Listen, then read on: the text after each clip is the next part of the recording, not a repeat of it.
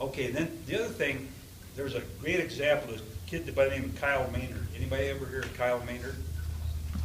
He has no legs and no arms. He just got stubs. And he hiked Mount Kilimanjaro and crawled up the mountain. Okay, so we think, gosh, how can I go out there? I can't walk a mile, and stuff. But there's so many great examples. And then I remember one time I was in San Francisco, my first marathon. They had these little ropes you had to walk, so you could get what place you came in or whatever. So one guy was behind me. We had to put our legs up over this rope, and it was kind of sore, and I kind of groaned a little bit when I stepped over. He did too. He said, "Gosh, it's pretty tough. I just ran a 100-miler last week. I'm a little stiff." But it's what I'm saying. It's amazing what the human body can do. It's amazing what you can do. And there isn't a person in this room that can't be pretty darn special if you decide to do it. And to me, I'm as a coach or an instructor, people have been involved in health or worked with people. There's nothing more gratifying than somebody getting turned on to exercise and starting to do things right, eating right. The other thing I think hurts our society, when my wife and I went to Rwanda and Kenya, we went 2 different summers, and we were with Athletes in Action. It's a Christian ministry group that also, I coached the coaches and coached players there, and the coaches would watch us coach the players. And then my wife would go to the orphanages and stuff, and so we did kind of a combo type thing over there. But what was neat there, are there a lot of TV sets in Rwanda and Kenya? Are there a lot of kids playing this? No. Those kids are playing. They're out playing all the time, and they don't have a lot of food and stuff, but they're having fun. I've never seen happier people in my whole life. These kids are happy because they're out playing. When I grew up, and us older people that are probably over 60 or 55, we used to go out and play. We'd go play, build forts and things like that.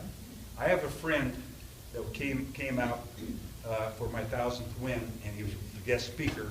He's from Atlanta, Georgia. His best friend he played basketball with owned 20 acres in Atlanta. And he was on the edge of Atlanta, and it was a pond, there was trees, just 20 acres of, maybe it'd be over in Grants Pass or out here with some trees and stuff. And what he did was he'd hire 8 or 10 college kids in the summer, and he had a bus. They'd drive into an affluent part of Atlanta.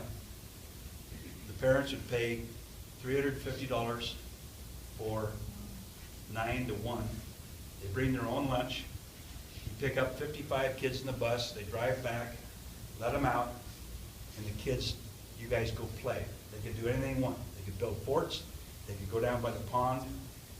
Nothing was organized. They had the teachers or coaches kind of stand around to be in there and make sure they didn't drown or something like that. But they came in and played. They didn't know how to play. And so the parents wanted to show them how to play.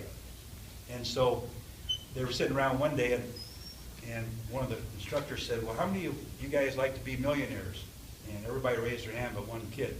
It was Ted Turner's grandson. He said, "I already am a millionaire." but that is interesting, because you think about it, as older people, think about it. I remember getting up sometimes in the morning, taking off and playing all day long, coming back at dusk and eating dinner. And now parents are afraid to send their kid down at the end of the street. Everything's got to be organized now. Everything's, you've got travel teams, 8-year-olds, travel teams, 9-year-olds. Kids are starting to play one sport instead of playing them all, having fun. Kids don't go out. I drive by basketball courts. I take some of my extra basketballs and I'll drive around town. If I see a kid out playing basketball, I stop and give him a basketball. I can't ever find anybody.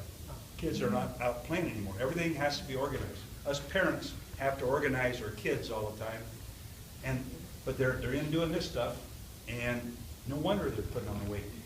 And I think one of the real tragedies right now in our society is I remember growing up, again, and I'm not saying that was the good old days. There's a lot of negative things that happened back then that are better now. But a lot of kids nowadays, a lot of single-parent families, that type of thing, and you have to be affluent to play sports now. If you play softball at a fairly high level, you have to pay $1,500 in the summer to be on the travel team. So those kids that don't have the money, they don't get to play. You have all these kids falling through the cracks where in the old days, you have baseball school, it didn't cost anything, kids would come and play ball and stuff. But now there's travel teams, so kids are being left out. And again, why are kids going to skateboarding? Why are they doing these other things now? Kids are all going all different directions now because of kids are getting left out.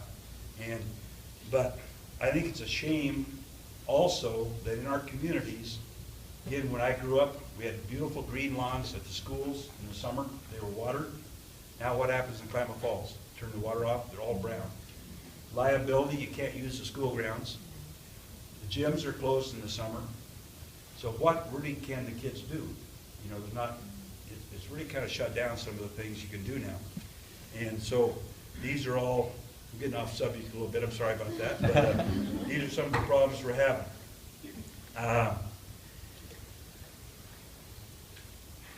Last thing, if you really want to lose some weight, though, go to Beijing, China.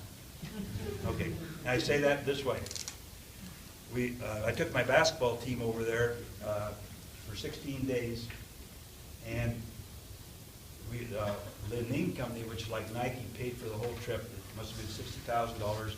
We were picked because we've been national champs and champion of character team, so they thought we'd do real well, maybe not cause any problems or something. So we went over there and we played the world international team, or world collegiate team. They're going to play the world, the Chinese world team, and then we played a professional team 3 games, and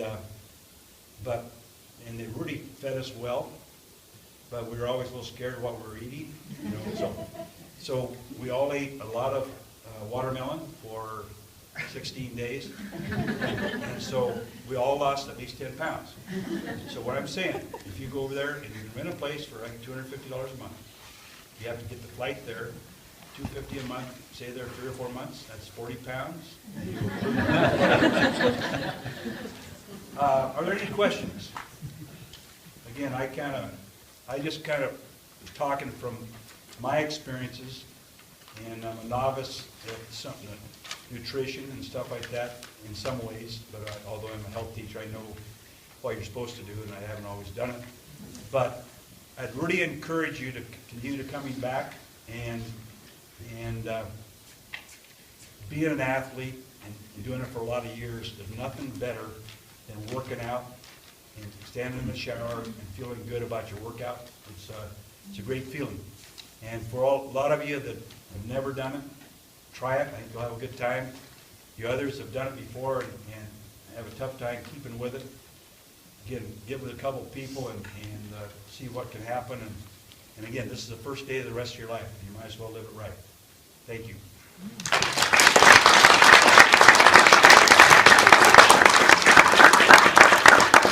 All right, what a fantastic lecture. You guys, let's all just give one more big round of applause.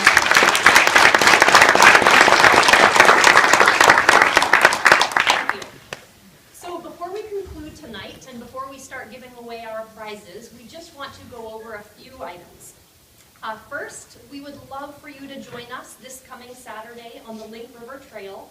It's at 9 a.m.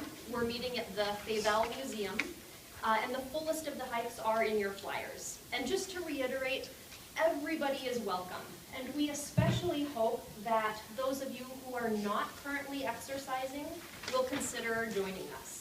So if you're ready to try walking, jogging, running, we would really love for you to meet up with us this Saturday, regardless of what your current exercise abilities are. Second item, Walk with a Doc is another walking group that meets regularly every second and fourth Saturday at 9 a.m. on the OIT track. And that again is listed on your flyer if you want any details on that. The third thing, if you are interested in purchasing one of these cool t-shirts, the Herald and News just made these for us, and they are going to the press, and we are going to start selling them at our next lecture. So come to the next lecture, and if you want to buy any, they're pretty cool. Fourth, this just leads to a quick review of all the prizes that we're giving away, and that you can win by joining these lecture series. So first, if you attend any one of these lectures, you will get one punch on your punch card, and you will be eligible for one of the raffle drawings that we'll give away at the very end, and that's what we're doing just next. If you attend any one of our hikes, you will also be eligible to a raffle given away at the end of that hike, and whether it's a lecture or whether it's a hike, we're giving away 10 prizes at the end, and the community has been so generous with these prizes, so we'd love for you to join. If you attend at least 3 of these lecture series, there are 2 options. You can either have Sky Lakes. Sky Lakes pay for 50% of your entrance fee to a 5K, or you can have a free t-shirt.